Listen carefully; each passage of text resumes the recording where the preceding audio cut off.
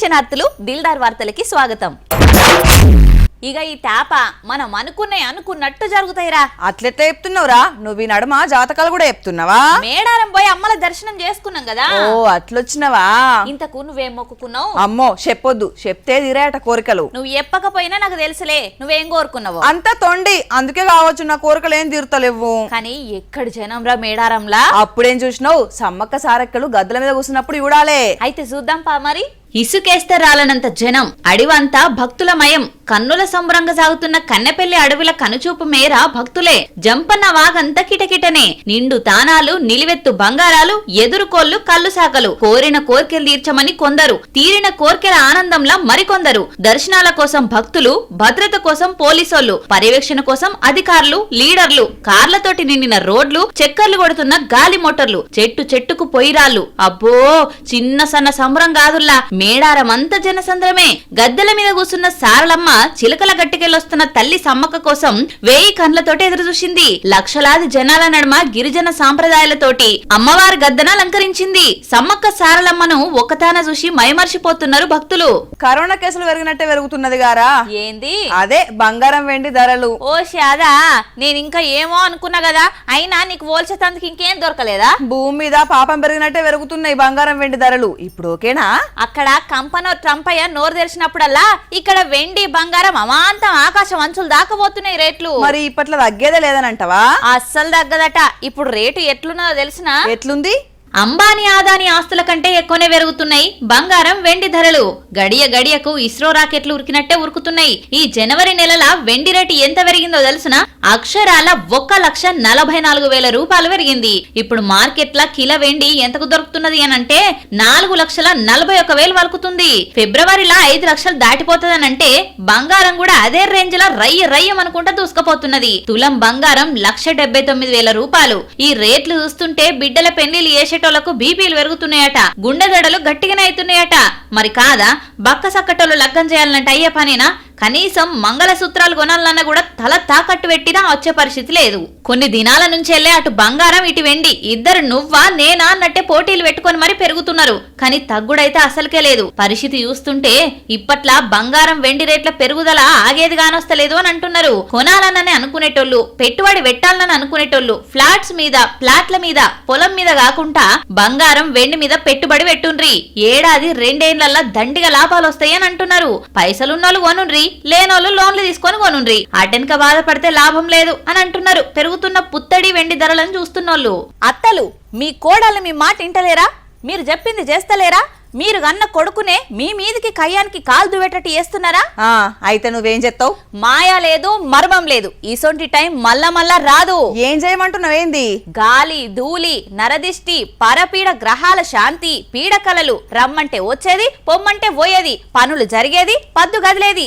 సమస్య ఎసొంటిదైనా సరే. ఏంది నువ్వు ఇట్లా తాయతులు కట్టి వేరు చెట్ల మందులు గిట్ల ఇస్తావా ఏంది? నేను కాదు, కోయదొరలు ఇస్తున్నారు. ఎక్కడ? మేడారంలా. కుర్రో అంటూ తల్లడుగు, పిల్లడుగు, జిట్టిరేగు, జిల్లరేగు, నరదిష్టి, పరదిష్టి, గాలి, ధూళి, అత్తమాట కోడలినేది, కోడలు మాట అత్తినేది. ఇట్లా సమస్య ఏదైనా సరే విరుగుడు మాత్రం మేడారంలో ఉన్న కోయ దొరలిస్తారట. శానేళ్ల నుంచి వీళ్ళిచ్చే మూలికలు, కట్టే తాయతులను నమ్మకంగా కొనుక్కొని పోతున్నారు భక్తులు. మళ్ళా పెద్దగా పైసలు ఏమైనా గుంజుతారని అనుకునేరు. అసలేం గుంజరు. మొదలు మీకు నచ్చినంత ఇచ్చి అటెంక మీ పనులు పూర్తయితే మళ్ళీ వచ్చే జాతర నాటికి ఒప్పుకున్న కట్నం ఇస్తే అయిపోయే. మూలికలు ఇస్తాము. ఆరోగ్య బాధలు ఉన్న వాళ్ళకు, సమస్యలు ఉన్న వాళ్ళకు, ఇంటి సమస్యలు, భార్య భర్తల సమస్యలు, కొన్ని ఇంట్లోకున్న మంచి కన్ను, ఏడుపు, నజరుకున్న వీటి కోసం అనేది యంత్రాలు ఇస్తాము. ఇంటికి కట్టుకునేది, ఒంటికి కట్టుకునేది అన్ని రకాల కూడా ఇస్తాం. వాళ్ళ పేర్ల మీద కూడా తాళపత్ర గ్రంథంలో కూడా చూస్తాం. తాళపత్ర గ్రంథంలో కూడా వాళ్ళ గురించి కూడా వాళ్ళ సమస్యలు కూడా మేము క్లియర్ చేస్తాం. అమ్మవారి పేరు మీదకేని ఇట్లా ఇక సంచారం తిరుగుకుంటూ వెళ్తానే ఉంటాం. పిల్లల ఏడుపుకు, పక్కింటోళ్ళ ఏడుపుకు, పెళ్లి కాకపోయినా, అయిన పెళ్లి ఇచ్చకపోయినా, కానుపు కాకపోయినా, కడుపుల మంట, కాళ్ళ నొప్పులు, కీళ్ళ నొప్పులు, రమ్మంటచ్చేది, పొమ్మంట పోయేది, పీడకలలు, ఓ ఇట్లా దేనికైనా సరే మూలికలిచ్చి ఇంటిని, సంసారాన్ని నిలబెడతామని అంటున్నారు. తల్లిదయ వల్ల ఇప్పుడు కొన్ని సంవత్సరాల బట్టి మేము చిన్నగా ఉన్నప్పటి నుంచి మా తాతలు ముత్తాతలు చేసిన పని మేము చేస్తున్నాం. మాకు చాలా వరకు హైదరాబాద్ నుండి పెద్ద దూరం నుండి కూడా వస్తున్నారు. వచ్చిన వాళ్ళు తల్లిదయ వల్ల వాళ్ళకు సంతోషం ఉన్నది. మాకు వస్తున్నారు, కట్నాలు పెడుతున్నారు, తాయితాలు తీసుకుంటున్నారు, చెట్లు తీసుకుంటున్నారు, అన్ని తీరుల సంతోషం ఉన్నారు. అందరూ వస్తున్నారు. ఇప్పటి వరకు లక్షలాది జనం వచ్చినా గానీ మొదలు సమ్మక్క దర్శనం చేసుకుంటారు, తర్వాత మా దర్శనం అయితే పక్క చేసుకుంటారు. పేరు బలం లేనోళ్ళు, పిల్ల దొరకనోళ్ళు, దందా గట్టికి కావాలని అనుకునేటోళ్ళు ఇట్లా చాలా మందే వచ్చిర్రు. ఈ అన్నకు పోయినేడాది అనుకున్న పని అనుకున్నట్టే అయిందట, అందుకే మళ్ళీ వచ్చిండు. అంటే మేము ఇంతకుముందు కూడా వచ్చినాము, అప్పుడు కూడా మాకు చూసిరు, మంచిగా చేసిరు, మంచిగా చూపించారు, మంచిగా అన్ని చెప్పారు, బాగానే అన్ని వర్కౌట్ అయింది. మళ్ళీ ఇయర్ మేము వచ్చినాము. మేము ఒక 5 కిలోమీటర్ బండి పెట్టేసుకొని ఇప్పుడు ఇక్కడ నడుచుకు వచ్చాము. చిలకలగుట్ట కన్నెపల్లి అడవుల నుంచి తెచ్చిన మూలికలనే భక్తులకు ఇస్తున్నారట. మరి నిజంగా ఈ మూలికలతోని పని అవుతుందా అంటే ఎవ్వరి నమ్మకం వాళ్ళదని అంటారు కదా. నమ్మినోళ్లకు నమ్మినట్టే అవుతున్నది. కాబట్టి ఈ మోడర్న్ యుగంలో ఇంకా ఈ కోయదొరల కుర్రు సప్పుళ్ళు మనకు ఇనస్తనే ఉన్నాయి. ఈ నడుమ టీవీలు చూడాలంటే భయం అవుతున్నదిరా. అవును, రాజకీయ నాయకులు మాట్లాడే మాటలతోటి పిల్లలున్నప్పుడు టీవీలు పెట్టాలంటేనే భయం అవుతుంది. అది ఒక్కటేనా? ఈ నడుమ టీవీలు బాంబులు లెక్క వెళ్తున్నాయి కదా, అది కూడా డేంజరే ఉన్నది. ఏ గయర్ని కూడా కాదు, మన చిన్నప్పుడు అడ్వర్టైజ్మెంట్లు ఎట్లుండేది? ఆ సబ్బు వాడండి, ఆరోగ్యాన్ని కాపాడుకోండి, విక్స్ బిళ్ళ తినండి, కిచకిచి పోగొట్టుకోండి అని బొచ్చడచ్చడిదిరా. అట్లాంటి వస్తువులకు మార్కెట్ల పోటీ గట్టిగా ఉన్నది కాబట్టి ప్రమోషన్లు చేసుకుంటే ప్రాబ్లం లేదు. మరి ప్రాబ్లం ఏంది? నేను చెప్పను గాని గసారి చెప్తున్నాడు. During programs that are widely watched by families, especially by our young children. Sir, in India, cricket itself is not a sport. It is an emotional attachment for the entire nation. But it is viewed collectively during this, particularly these matches, entire family, the grandparents, parents and children, during such high viewerships, the events like advertisements shown as deep impact on impressible minds. Sir, the promotions like pan masala, gutka, alcohol and other adult products through surrogative branding and celebrity endorsements by film stars and celebrities. So, particularly and cricketers themselves. These advertisements using substitute products categories such as music CDs, bottled water, lifestyle merchandise and retaining the same brand identity, colors, jingles and ambassadors associated retaining the same with adult products.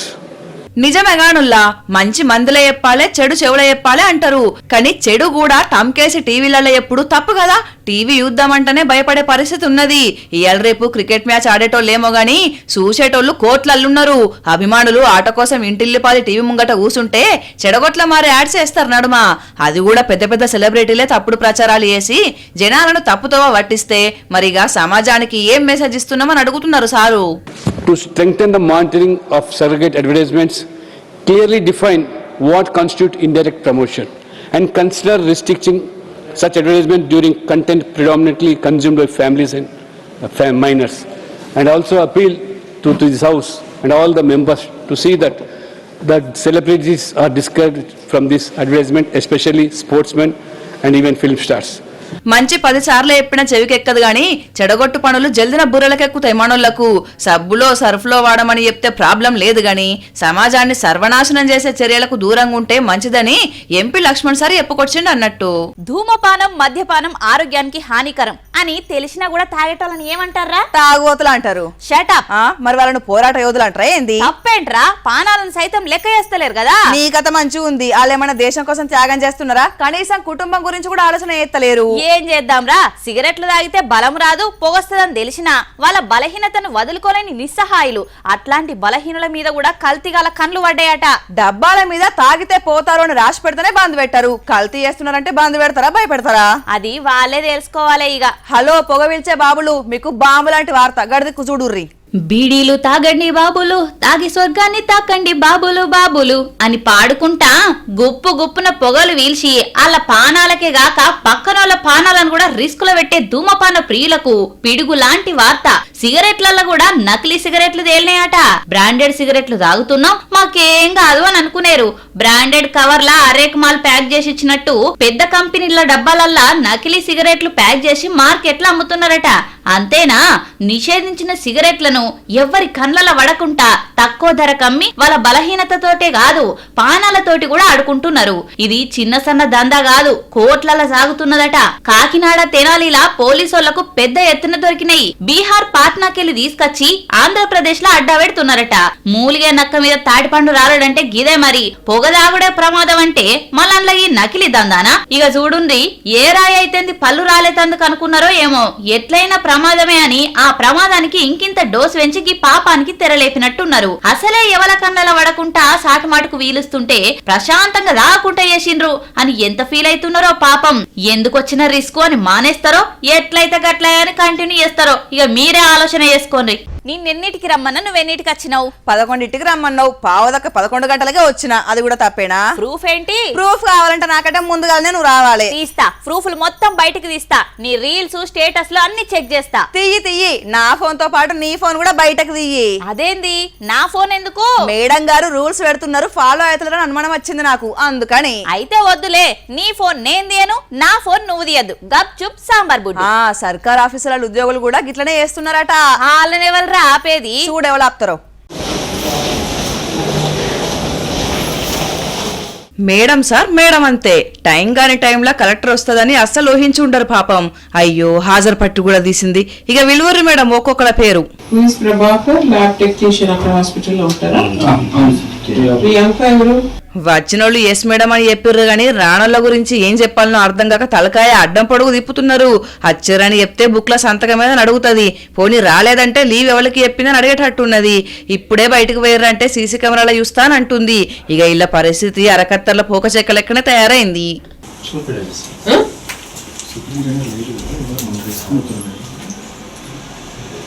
I don't think she's coming to office.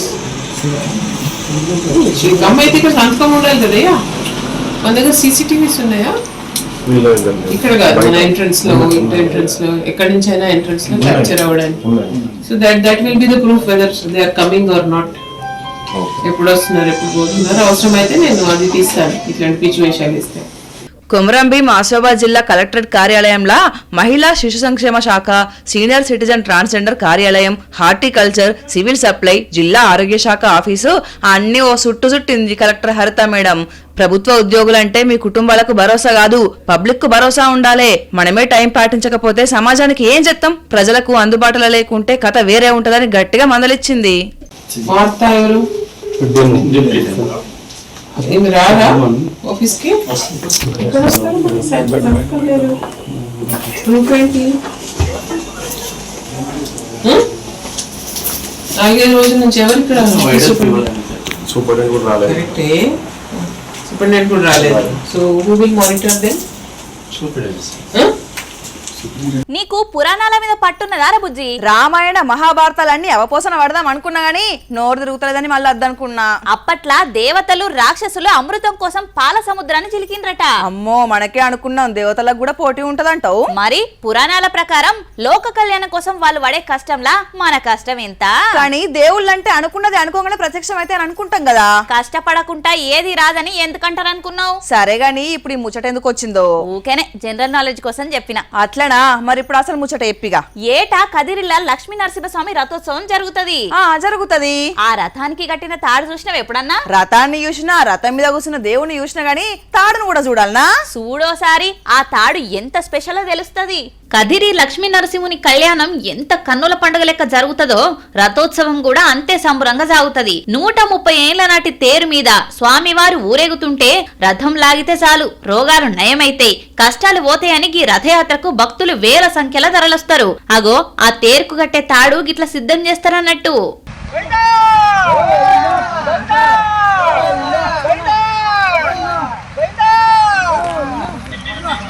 క్షీరసాగర మదనంలా ఆదిశేషుని లెక్క ఎంతో బలంగా, ఎంతో పవిత్రంగా తయారు చేస్తున్నారు. కదిరి నరసన్నకు జై అని అనుకుంటా రథాన్ని లాగే ఈ తాడును తాళ్లరేవులా తయారు చేస్తారు. 30 అంగుళాల మందం, 400 అడుగుల పొడవు, కొబ్బరి పీస్తోటి దగ్గర 2 టన్నుల బరువుతోని ఈ తాడు తయారు చేస్తారు. వచ్చే నెలలో జరిగే రథయాత్రకు ప్రత్యేకంగా వాహనంలా ఈ తాడునే పంపుతారు. తాడే ఇంత బందోబస్తుగా తయారు చేసిరంటే రథం ఇంకెట్లుంటదో ఊహించుకోవచ్చు కదా.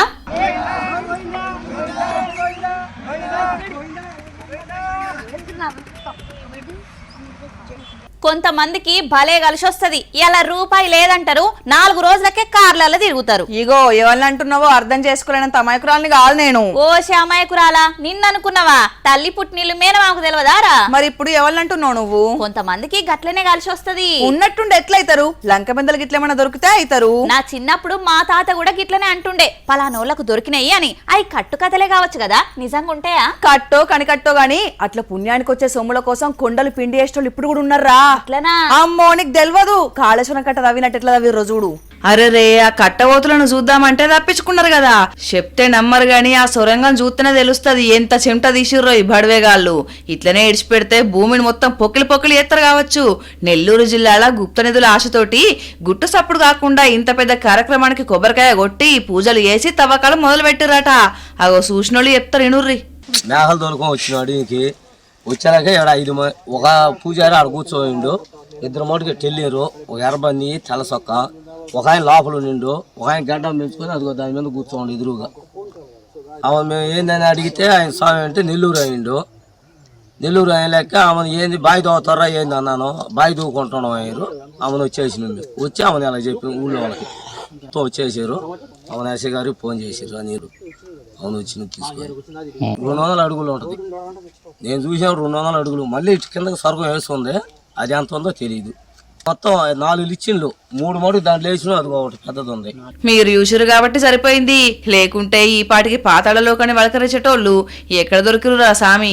తిక్కలోడు తిరునాళ్ళకు పోతే ఎక్కదిగా ఏ నెలలు పట్టిందని మీరెంత తవ్వినా రాజుల సొమ్ము రాళ్ల పాలు, భూమిలో దొరికిన సొమ్ము సర్కారు పాలు.